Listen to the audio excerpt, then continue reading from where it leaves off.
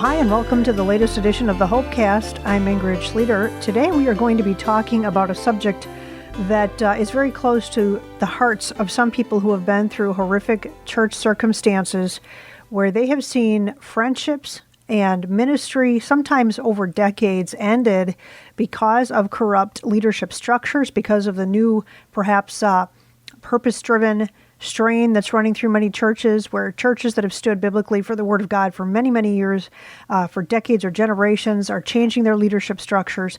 The net result of all of this in the dark times in which we live is destruction. It's not just the destruction of people's lives personally, talking of friendships, service to a church. Maybe you've been a part of a church for 30 years, or your grandparents went to the same church, but some new leadership came in.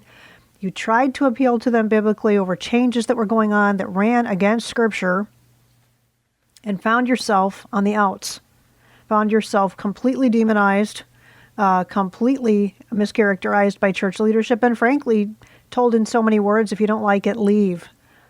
This kind of leadership is causing a lot of destruction, as I said, not just personally, meaning socially speaking, and the ability to serve in a ministry, but also spiritually. A huge toll is exacted by any church or ministry where the leadership is not operating on a biblical basis. And what I mean by this is rampant spiritual destruction is seen in the lives of those who in some cases have been so devastated by the treatment they received at the hands of supposedly godly leaders, biblically based leadership in churches, that they are so traumatized, some of them are not going back. Some of them are basically saying, hey, if this is what Christianity is, or if this is how Christians deal with each other, I'll have to stay clear of Christians. You've heard the expression, hell has no fury like a woman spurned. I have to tell you, hell has no fury like Christians in a row. Truthfully, I think Christians beat all when it comes to some of the battling that goes on, the vicious nature of it, where people are anathematizing each other in some of these church disputes, some of which actually make headlines because of the violence that goes on. It's not just churches, it happens in ministry settings. Let me talk about what I mean by a toxic church or ministry. It's any leadership or ministry structure where the truth is not welcome. Any church or ministry leadership structure where the light of truth is not welcome. Another way you can say it is any church or ministry where maintaining an exterior image of propriety, maintaining the exterior image of rectitude, maintaining the exterior image that all is well for a church, ministry, or leader is more important than any single soul in that congregation. I just want to repeat that. A toxic church is any church or ministry leadership structure where maintaining an exterior image of a church or leader is more important than any single soul in the congregation. A toxic church is any church or leadership ministry structure where truth tellers who raise honest questions, heartfelt questions, are shut down, demonized, and made to feel that they are the spiritually defective ones. It's one of the key things, key tools in the hands of false religious leaders, is that tendency to demonize those who come with honest questions, to turn it around and somehow say, are you questioning brother so-and-so? Are you having problems? Are you having some pride problems that you would come and raise questions about what's going on at our church or ministry?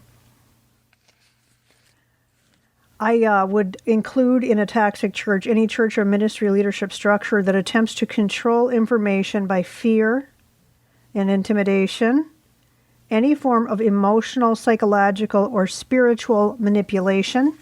Sometimes you'll see this happen with the use of shunning, where if someone raises questions, they have a serious issue going on in their family or in their spiritual lives, or something to do with the church changes in leadership structure, and before you know it, they're on the outs. Even before they've left, they find cool reception from the other members. Something is desperately wrong, and they are being talked about by leadership. They're being warned about.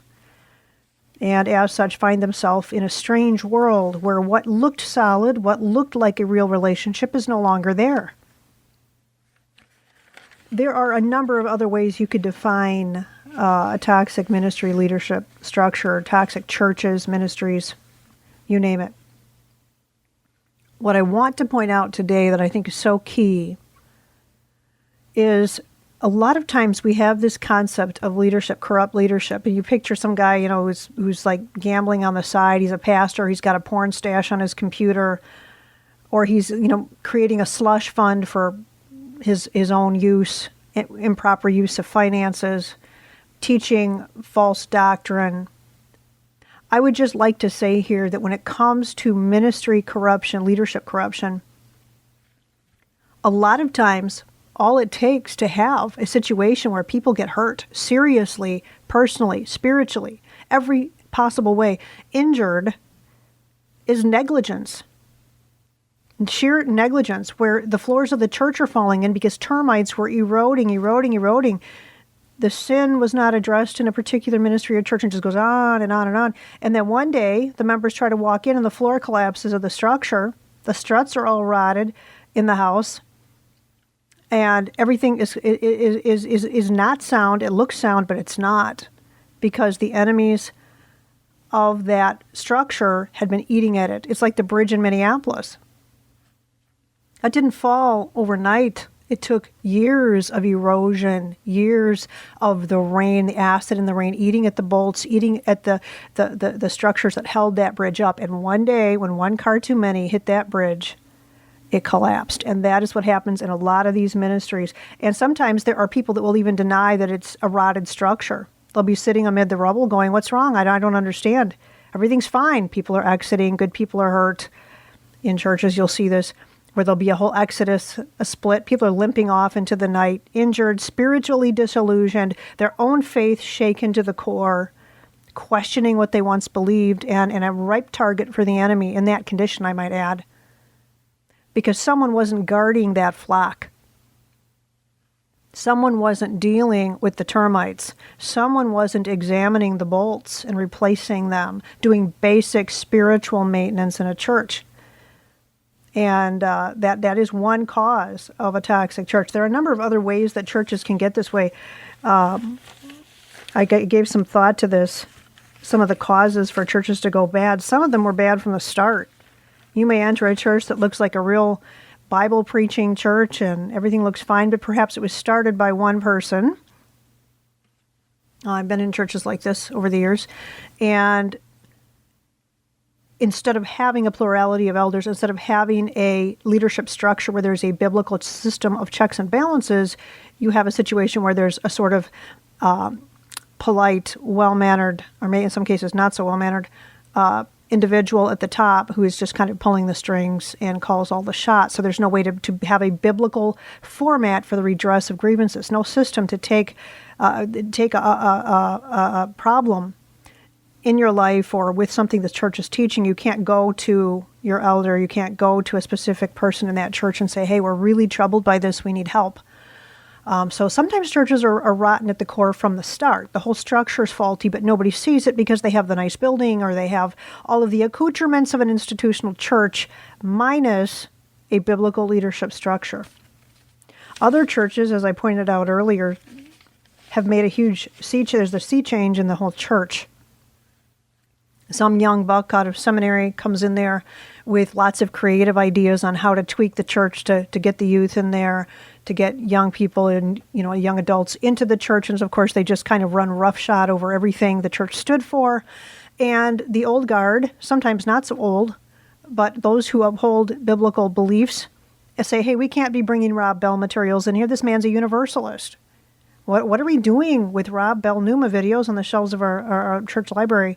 What are we doing showing these to the youth group?" And then all of a sudden they're met with a wall of resistance from the new leadership.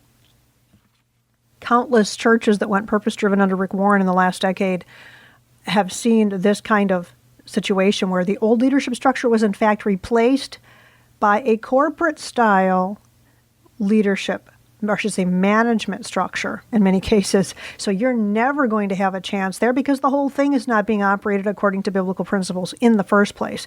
And one of the hallmarks, I wanted to cover some ground here because what are some of the hallmarks of these churches? Control of information, abusive tactics when dealing with criticism on the part of leadership.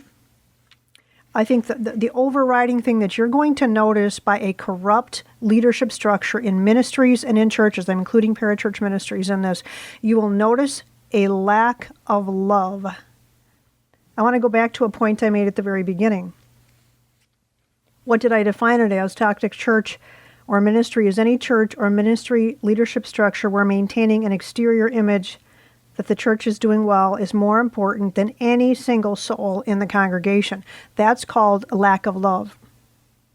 Because there is an inherent concern, or should be, among a true pastor or shepherd of a congregation, not to mention those who are to oversee the pastor. There should be an overriding sense of concern and love for the souls entrusted to that church. And if that is missing, all you have is a political organization where you have political machinations rather than honestly dealing with sinful situations within a church, whether it's false teaching, disagreements between church members, you name it. If these things are not addressed biblically, it's because there is no love for the parties involved.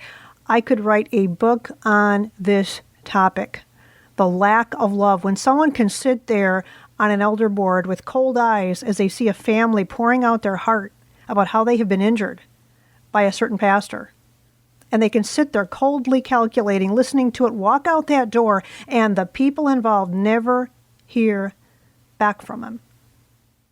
That's one example of a toxic leadership structure. No love. If there's no love in your church, I have advice for you. Get out. When you have exhausted every biblical recourse, and I suggest that this not take a great deal of time, and I'll tell you why in a moment, then vote with your feet, because you're not dealing with a biblically run church or ministry. You're dealing with what is either a political organization, a politically run organization, a cult of personality. One of the two, that's what you're dealing with. You may be dealing with people's ambitions, but you're not dealing with the Church of Jesus Christ.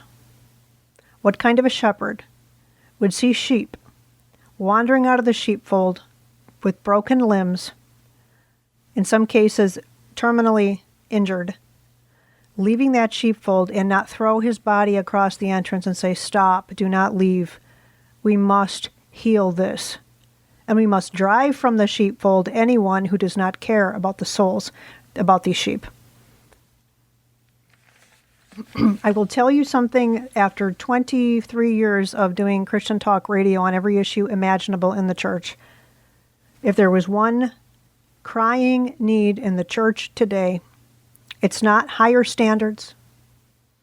It's not less rock music on the pulpit, on the stage, as they call it now. We have stages in our churches. It's not running Rick Warren out of the church. I will tell you right now, the greatest evil that is going on and from which everything else flows is a lack of Holy Spirit-guided love for other people coming from church leadership. Because when you love someone as a pastor, you are going to care about their spiritual well-being. You're going to care about sound doctrine.